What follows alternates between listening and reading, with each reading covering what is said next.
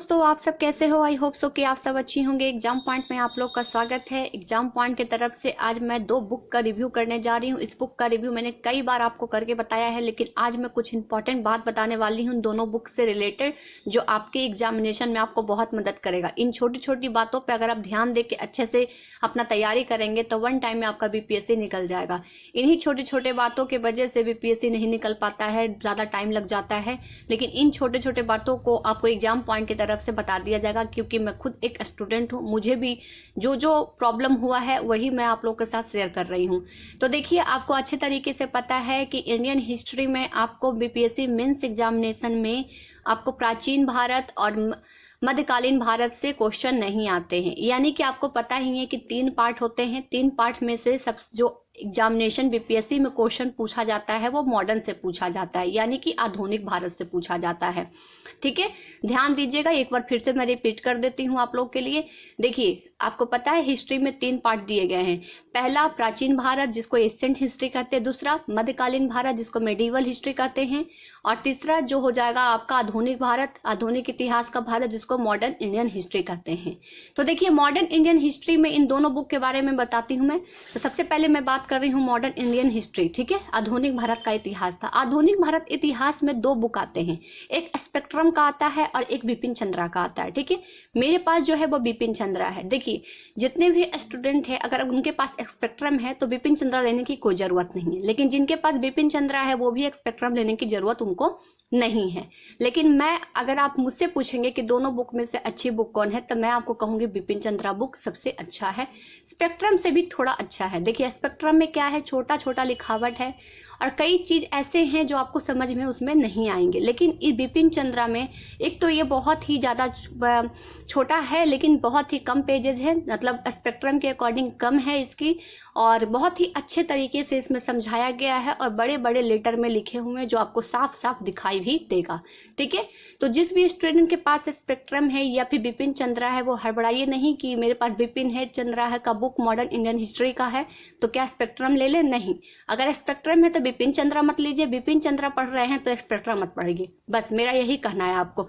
दोनों बुक आप आधुनिक भारत में इस्तेमाल नहीं कर सकते पढ़ने के लिए, क्योंकि हर एक बुक में 19-20 का फर्क रहता है, इसलिए कोई एक बुक को ही आप लेके चलिएगा। ठीक है, अब देखिए, इन बिहार स्पेशल बुक में मैंने आपको जो हिस्ट्री के जो जो टॉपिक बताए थे, आपको अच्छे तरीके से पता है कि बिहार के जो स्पेशल हिस्ट्री से क्वेश्चन पूछा जाएगा बीपीएससी मेंस में, उसमें भी आपके मॉडर्न से ही पूछे जाएंगे। तो इन दोनों में सेम वही चीज है, जिस टॉपिक को आप मॉडर्न इंडियन हिस्ट्री यानी कि आधुनिक भारत इतिहास में कवर करिएगा, वही आपको बिहार स्पेशल में भी कवर करना पड़ेगा। अब देखिए किस तरीके से। तो सबसे पहले मैं आपको आधुनिक भारत इतिहास के बता देती हूँ कि क्या क्या है इसमें पढ़ने के लिए दिया हुआ आपको। तो देखिए, यहाँ पे जो पढ़ने के लिए इसमें दिया हुआ है, अब बहुत अच्छे तरीके से इसको देखिएगा। इसमें पढ़ने के लिए बहुत ही अच्छे तरीके से 18वीं सदी से लेकर जो शुरुआत होता है, देखिए यहाँ पे जो लिखा हुआ 18वीं सदी के जो पूर्वार्ध में भारत था। ठीक है, उसके बाद देखिए यहाँ पे जो दिया हुआ है कि यहाँ से मैं आपको दिखा देती हूँ थोड़ा बड़ा वाला में। ठीक है, देखिए 18वीं सदी में भारत का राज्य और समाज ये विषय क्रम है। ठीक है, फिर देखिए भारत में यूरोपीय कंपनी का आगमन। तीसरा देखिए, भारत में ब्रिटिश साम्राज्य, आर्थिक नीतियां और प्रशासनिक ढांचा 57 से लेकर 1857 तक की क्रांति तक दिया हुआ है। फिर देखिए ब्रिटिश भारत के प्रशासनिक संगठन, सामाजिक संस्कृति नीति। 5वां में 19वीं सदी के पूर्वार्ध में सामाजिक और संस्कृति का जागरण, 1857 की क्रांति अलग से दी हुई है। 1858 के बाद प्रशासनिक परिवर्तन जो हुआ उसके बारे में बताया गया है। ब्रिटिश शासन के आर्थिक प्रभाव के बारे में बताया गया है। और भारत में राष्ट्रीय आंदोलन 1858 से 1905 में बीच में रही जितने भी आंदोलन थे उनके बारे में बताया गया है। फिर धार्मिक और सामाजिक जो सुधार आंदोलन हुए थे 58 में, उसके बारे में दिया हुआ है। और राष्ट्रवादी आंदोलन व उग्र राष्ट्रवाद का विकास जो 1905 से 1918 के बीच में चला उसके बारे में दिया। फिर देखिए स्वराज के लिए संघर्ष में 1 में, और स्वराज के लिए संघर्ष 2 नई शक्तियां का अभिभाव में दिया हुआ है। यानी टोटल 13 जो आपका ये टॉपिक है वो विषय वस्तु में, जिसमें मॉडर्न इंडियन हिस्ट्री से क्वेश्चन आपको बीपीएससी में पूछा जाता है, इतना में आपका कवर हो जाएगा। यानी कि आप इस बुक को पढ़ लेंगे तो आपको ये पूरा हो जाएगा, मॉडर्न इंडियन हिस्ट्री आधुनिक भारत का इतिहास आपका बीपीएससी मेंस के लिए पूरा हो जाएगा। लेकिन यहाँ पे आपको प्रॉब्लम कहाँ होगा मैं बताती हूँ। आप अच्छी तरीके से पता है कि आप यूपीएससी का एग्जाम नहीं दे रहे हैं, आप बीपीएससी का एग्जाम दे रहे हैं। यूपीएससी का एग्जाम देते तो सिर्फ आपको आधुनिक भारत का इतिहास पढ़ना रहता, लेकिन बीपीएससी का एग्जामिनेशन में आपको बिहार के आधुनिक भारत का इतिहास पढ़ना पड़ेगा। ठीक है, यानी बिहार स्पेशल में जो आधुनिक भारत का इतिहास दिया हुआ है उसको पढ़ना पड़ेगा। आपको मॉडर्न इंडियन हिस्ट्री आधुनिक भारत इतिहास के साथ बिहार के भी आधुनिक इतिहास का जो हिस्ट्री में दिया हुआ है उसको भी पढ़ना है, क्योंकि आप बीपीएससी का तैयारी कर रहे हैं। तो जिस भी बीपीएससी हो या फिर यूपीपीसीएस हो या फिर किसी और स्टेट का आप तैयारी कर रहे हैं तो उस स्टेट का इतिहास के बारे में आपको पढ़ना है। और सबसे इम्पॉर्टेंट चीज आप यहाँ पे ध्यान से सुनिएगा इस चीज को, आप जब भी क्वेश्चन जब आपका आएगा, यानी कि आपका आधुनिक भारत इतिहास से मेंस में क्वेश्चन आता है, तो क्वेश्चन का भी आपका रेफरेंस आपको बिहार में डालना होगा, बिहार के रेफरेंस में लिखना पड़ेगा। असहयोग आंदोलन पे अगर क्वेश्चन आ गया आधुनिक भारत के इतिहास से बीपीएससी मेंस एग्जामिनेशन में हिस्ट्री में, तो आपको जो परिपेक्ष है यानी कि जो रेफरेंस है वो असहयोग आंदोलन को परिपेक्ष लिखते लिखते आपको बिहार में उसको टर्नओवर करना पड़ेगा, टर्निंग करना पड़ेगा। तो इसीलिए ये दोनों बुक में क्या एक समान है ये मैं बताने वाली हूँ अभी। तो जैसे कि आपने देख लिया कि आधुनिक भारत में जैसे आपको पता है खिलाफत आंदोलन, ठीक है, असहयोग आंदोलन, ये सारे आंदोलन आपके आधुनिक भारत में आता है। और वही सब चीज भी है जो बिहार स्पेशल में दिया हुआ है। तो देखिए बिहार स्पेशल में मैंने आपको यहाँ हिस्ट्री से यहाँ से आप देखिएगा बिहार में होम रूल आंदोलन, चंपारण, मोतीहारी, बिहार में व्यक्तिगत सत्याग्रह, भारत छोड़ो आंदोलन, फिर देखिए यहाँ पे बहुत सारे किसान आंदोलन हुए थे और बिहार के 1942 में की आज़ादी। तो जो भी आपके आधुनिक भारत में पढ़ने के लिए दिया हुआ है वो भी इसमें दिया हुआ है। तो बताइए अगर कोई भी स्टूडेंट कहेगा मुझसे, कोई भी स्टूडेंट के दिमाग में अगर ये उठेगा कि आधुनिक भारत के इतिहास में मैंने 1940 के पूरा कहानी पढ़ लिया है, व्यक्तिगत सत्याग्रह पढ़ लिया है, तो बिहार वाला पढ़ने की क्यों जरूरत है? तो पढ़ने का आपसे आधुनिक भारत से भी ज़्यादा आपको बिहार वाला पढ़ने की जरूरत है। इसकी वजह सिर्फ एक है, क्योंकि आप बिहार पीसीएस की तैयारी कर रहे हैं। ध्यान दीजिएगा, बिहार पीसीएस की तैयारी करने में आधुनिक भारत से क्वेश्चन से ज़्यादा आपको बिहार के रेफरेंस में क्वेश्चन पूछा जाएगा। अगर आपको विश्वास नहीं है मेरे बातों पर, आपके पास मैंने क्वेश्चन बैंक बताया है, प्रीवियस का क्वेश्चन बैंक उठा के देख लीजिए। अगर आधुनिक भारत से क्वेश्चन आया है तो उसमें लिखा गया है कि बिहार के संदर्भ में इसकी व्याख्या करिए। यानी अगर आपसे क्वेश्चन पूछ दिया जाएगा कि भारत छोड़ो आंदोलन का व्याख्या करें, तो वहां पे लिखा रहेगा क्वेश्चन में कि भारत छोड़ो आंदोलन की व्याख्या करते हुए बिहार के परिप्रेक्ष्य में लिखिए कि जो आज भारत में जो भारत छोड़ो आंदोलन शुरुआत हुआ था वो तो आधुनिक भारत से आप शुरुआत करेंगे, ठीक है, आधुनिक भारत से जो पढ़ेंगे उसको लिखना शुरू करेंगे, ठीक है। लेकिन लिखते लिखते आपको कहाँ जाना है? तो बिहार में टर्न करना है कि बिहार में भारत छोड़ो आंदोलन का क्या प्रभाव रहा, कैसे हुआ, कितने लोग जुड़े, इसके बारे में आपको लिखना पड़ेगा। तो आज मैं एक पॉइंट और आपको बता रही हूँ, जो भी स्टूडेंट इस बुक को पढ़ रहे हैं, ठीक है, मान लीजिए असहयोग आंदोलन आपने पढ़ना शुरू कर दिया, ठीक है, तो असहयोग आंदोलन आप अगर पढ़ लिए तो वही असहयोग आंदोलन आप बिहार में पढ़ लीजिएगा, ठीक है। यानी कि जब आप असहयोग आंदोलन को रूपरेखा देख लीजिएगा कि भी आधुनिक भारत में असहयोग आंदोलन का रूपरेखा क्या था, उसके जस्ट वही टॉपिक का अगर आप बिहार में आप पढ़ लेंगे तो बहुत ज़्यादा ईजी हो जाएगा समझ में।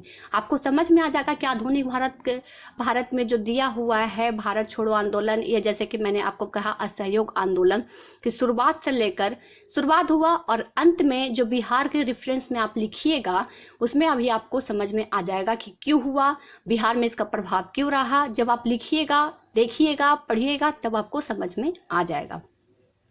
तो इस वीडियो का मेन मोटिव था पहला कि अगर किसी व्यक्ति के पास ये आधुनिक भारत का इतिहास है बिपिन चंद्रा का और वो स्पेक्ट्रम का भी पढ़ना चाहते हैं तो वो ना पढ़ें, ठीक है, सीधा नहीं पढ़ना है उनको, सिर्फ और सिर्फ बिपिन चंद्रा ही फॉलो करें। अगर आपके पास स्पेक्ट्रम है तो स्पेक्ट्रम को फॉलो करें, बिपिन चंद्रा ना पढ़ें, ठीक है, क्योंकि हर एक व्यक्ति में कुछ ना कुछ खामियां होती है, उसे हर एक बुक में 19-20 की फर्क रहती है, ठीक है। तो एक बुक लेके आपको कवर करना है। एंड दूसरा इस वीडियो का मोटिव यह था कि जब भी आप आधुनिक भारत के इतिहास से कोई क्वेश्चन यानी कोई टॉपिक पढ़ रहे हैं, जैसे कि भारत छोड़ो आंदोलन पढ़ रहे हैं, तो भारत छोड़ो आंदोलन पढ़ते पढ़ते आपको बिहार वाला में भी जो भारत छोड़ो आंदोलन दिया हुआ है ये 40 नंबर में, इसको भी पढ़ लेना है साथ में, ताकि आपको पता चल जाएगा, क्योंकि भारत छोड़ो आंदोलन में जो कारण था वो बिहार में भी कितना व्यापक हुआ नहीं हुआ, साथ में कवर हो जाएगा। मैं जिस तरीके से पढ़ती हूँ वही मैं आपको बता रही हूँ। जब भी मैं कोई भी इसमें टॉपिक शुरू करती हूँ, खिलाफत आंदोलन अगर मैंने पढ़ रही हूँ तो खिलाफत आंदोलन पढ़ते के साथ मैं बिहार का भी खिलाफत आंदोलन पढ़ना शुरू कर देती हूँ कि बिहार में जो खिलाफत आंदोलन हुआ वो किस तरीके से हुआ, क्यों हुआ, इसके वजह क्या रहा, कितने लोग सहयोग किए नहीं किए, सब कुछ एक साथ हो जाता है। तो और तीसरा इसमें सबसे इम्पोर्टेंट चीज आप लोग ये भूल जाते हैं, आप लोग क्या गलती करते हैं, इसकी मुझसे भी गलती हुई है, ठीक है, और वो सबसे गलती होती है कि हम लोग सोचते हैं कि आधुनिक भारत में यानी कि मॉडर्न हिस्ट्री में, मॉडर्न इंडिया में आपको पता है कि इंडियन हिस्ट्री पूछा जाता है, लेकिन नहीं, इंडियन हिस्ट्री नहीं पूछा जाता आपको, इंडियन हिस्ट्री के साथ बिहार का हिस्ट्री आपको ऐड करके देगा। तो आपको इंडियन हिस्ट्री से भी ज़्यादा आपको बिहार का हिस्ट्री पर ध्यान देना होगा, तभी जाके आपको बीपीएससी 1 टाइम में क्वालिफाई होगा। मेरी बात का विश्वास नहीं है, अपने सीनियर्स हैं, अगर कोई भी एग्जामिनेशन दे रखे उनसे पूछ लीजिए, अगर आपके जान पहचान में है तो, नहीं है तो प्रीवियस का क्वेश्चन बैंक उठाइए और देखिए, हर एक क्वेश्चन में बिहार के संदर्भ में लिखे, ये करके छोड़ दिया गया है लास्ट में, आपको खुद पता चल जाएगा कि क्या सही है क्या गलत। मैम बोल रही हैं, एग्जाम पॉइंट की तरफ से बोला जा रहा है, क्या वो सही है या नहीं, खुद समझ में आ जाएगा। तो आज का जो वीडियो था इस सेशन में, इस वीडियो के सेशन में ये बताना कि जो भी स्टूडेंट के पास बुक है वो किस तरीके से पढ़ें और कौन सा बुक्स लेना है कौन सा नहीं लेना है, इस पे कंफ्यूजन क्रिएट ना हो, कोई एक बुक लेके आप फॉलो करिए। मैं आधुनिक भारत का इतिहास में बिपिन चंद्रा को फॉलो करती हूँ, क्योंकि इसमें जो लिखा हुआ है, देख रहे हैं आप कितना बड़ा बड़ा लिखा हुआ है, मुझे पढ़ने में बहुत ज़्यादा आसानी होती है। और जैसे ही कोई भी टॉपिक मैं पढ़ती हूँ तो उसके बाद मैं बिहार के संदर्भ में भी उस टॉपिक को कवर कर लेती हूँ। तो चलिए, ये छोटे छोटे चीज़ जो है ना, आपको बीपीएससी एग्जामिनेशन या कोई भी आप एग्जामिनेशन दे रहे हैं उसमें आपको बहुत मदद करेगा। इन छोटी छोटी चीज़ भी अगर आपको नहीं पता रहता है, मुझे भी नहीं पता था, जिसके वजह से हम लोग पीछे रह जाते हैं, ठीक है। तो यही चीज़ को हम लोग को पकड़ना है। आपको पता है बहुत सारे स्टूडेंट, सब जितने भी स्टूडेंट हैं सब तैयारी कर रहे हैं, उन स्टूडेंट में से 10-20 स्टूडेंट क्यों पास आउट होते हैं, वजह यही है। मान लीजिए आप ही के ग्रुप में कोई 50 तैयारी कर रहा है, उसमें से 10 स्टूडेंट पास आउट होते हैं, उसकी वजह सिर्फ है क्योंकि वो छोटी छोटी चीज़ को इतना जल्दी से कवर कर लेते हैं, और वही छोटी छोटी चीज़ एग्जामिनेशन में उनको अच्छे नंबर दिलवा के जाती है, ठीक है, अच्छे नंबर मिल जाते हैं। इसीलिए इन छोटी छोटी चीज़ों को ध्यान रखें कि किस तरीके से आपको पढ़ना है। ज़्यादा आपको टेंशन लेके नहीं पढ़ना है। अगर आप सिर्फ कोई भी स्टूडेंट है सिर्फ आधुनिक भारत पढ़ रहा है, ठीक है, फटाफट सिर्फ आधुनिक भारत पढ़ रहा है, तो वो गलत है। आधुनिक भारत के साथ आपको बिहार पे ज़्यादा ध्यान देना है, क्योंकि आप बिहार पीसीएस की तैयारी कर रहे हैं। कोई भी स्टेट का स्टूडेंट है, कोई भी स्टेट का तैयारी कर रहा है, तो उस स्टेट का ज़्यादा हिस्ट्री के ध्यान देते हुए आधुनिक भारत पे देना है, ना कि आधुनिक भारत के बाद बिहार, बिहार से पहले बिहार, उसके बाद आधुनिक भारत। तब आप देख लीजिएगा, आपका कहीं भी आंसर राइटिंग करिएगा आप, या फिर आप पीटी का एग्जाम कहीं भी दीजिएगा या सेट प्रैक्टिस करिएगा, तो आपको खुद पता चल जाएगा कि वाकई में क्या सही है। तो चलिए, आज के लिए बस इतना ही। फिर मुलाकात होगी आपको मेरे से नेक्स्ट वीडियो में, जिसमें मैं आपको बहुत ही जल्द हर एक टॉपिक पर कौन कौन से इंडियन हिस्ट्री, इंडियन ज्योग्राफी पे कौन कौन से टॉपिक से क्वेश्चन आते हैं, इस पे वीडियो बहुत जल्द आने वाली है। जिस तरीके से मैंने बिहार स्पेशल में बताया है, उसी तरीके से आपको मैं इंडियन वाले में भी बताने वाली हूँ। तो चलिए, आज के लिए बस इतना ही। फिर मुलाकात होगी आपसे नेक्स्ट वीडियो में। Thank you so much friends.